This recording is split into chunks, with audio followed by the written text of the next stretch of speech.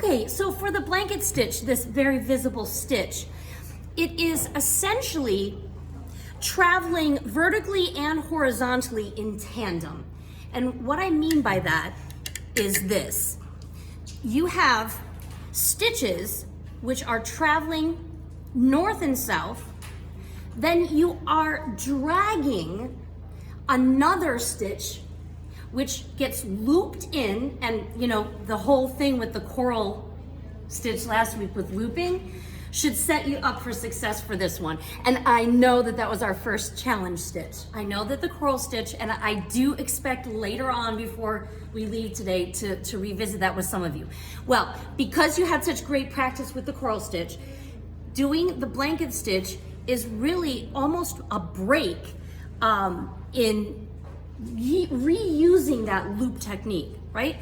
So when you imagine going to the next stitch of a blanket stitch here, you actually travel diagonally down in a measured way, and typically the stitches are about the same distance, the north and south, as they are the distance apart east and west, right? So almost like squares. However, you can elongate them, especially if you are overcasting the edge of something that is very thick.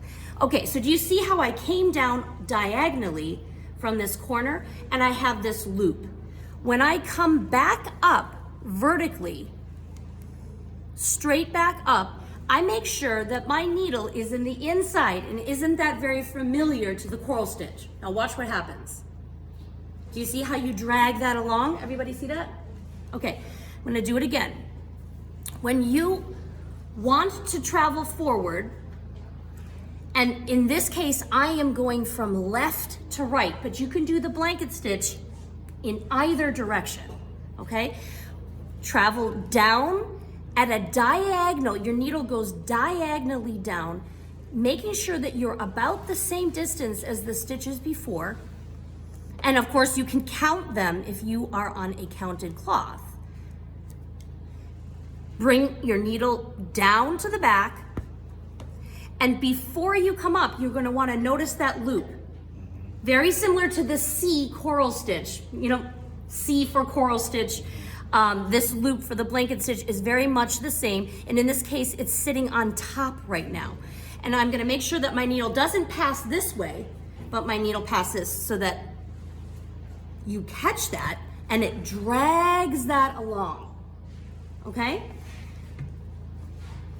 I'm gonna do a few more. How would you start that stitch? Okay, so I'm gonna tie this off and I'm gonna start this off for you. On a blanket stitch, I very much appreciate more than 3 because it's a stitch that needs to be seen. Okay, so I'm going, and to end it off, and Monique, that was your question, correct? Yes. Okay, so I'm going to jump over the edge, which is now something familiar you've seen me do to tie things off, right? And I'm gonna start again, okay? So,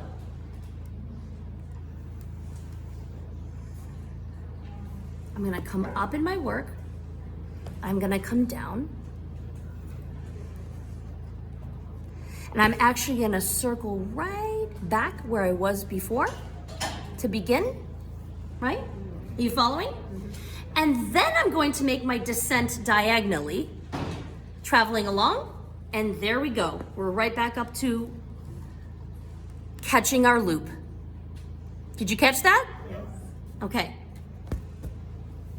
Good to go? Does anyone want to try it? Come on, I need an adventurous person. Andres? Okay, sit down. Because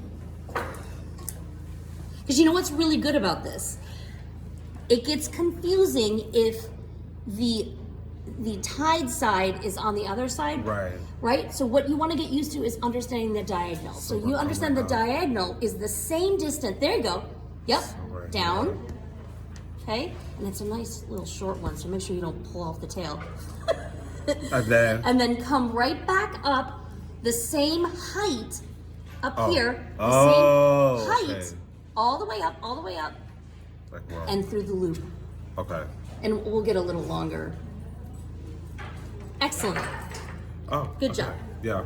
So, and you can finesse what happens with both distance, width, and consistency. And there's a little trick you can use, actually, either a heat pen to draw a ruler line so that the stitches on top and bottom, like the way I have here, or you can use masking tape. Interesting. Okay.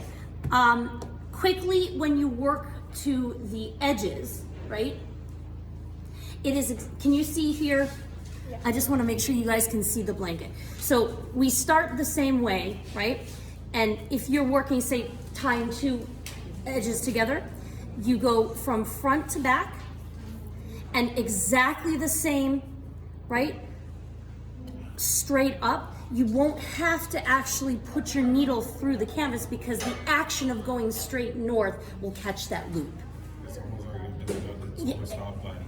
Exactly. This is used as buttonholes, and I'm going to show that later, but I want to make sure table 2 gets a chance to see this. I did it on the shirt that.